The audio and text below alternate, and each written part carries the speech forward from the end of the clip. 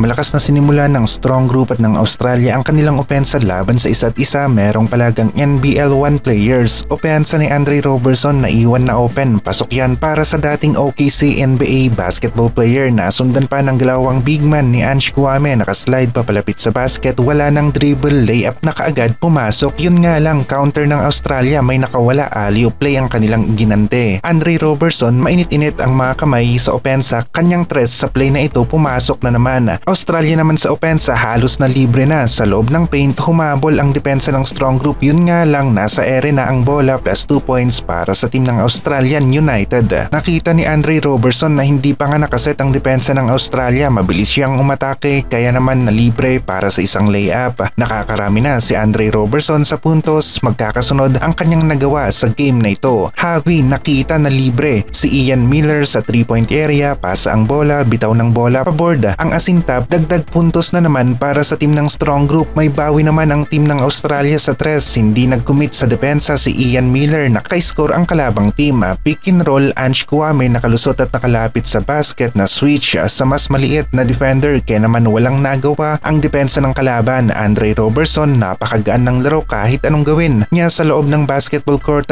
Kanyang mga tira pumapasok talaga. Heto naman ang Australia, nalusutan ng depensa ng SGA Pilipinas. Pumapalag-palag pa sa first quarter. Tajuan Aji post moves, maganda na sana pero siya ang tinawagan ng foul sa play na ito. Napabilib tayo sa ganda ng footwork ni Dave Ildefonso na outbalance na nga, nakakambyo pa at naipasok ang kanyang tira. Merong execution ang team ng Australia sa kanilang opensa pero yun nga, may kasamang alat ang kanilang mga tira. Buzzer beater na sana, counted kung titignan natin sa una pero noong ni-review hindi pala. Heto naman si Tajuan Aji sa loob ng paint, nagwawala at sa pagkakataong ito nakabingwit na ito ng foul. Dalawang free throws ni Aji kanyang naipasok.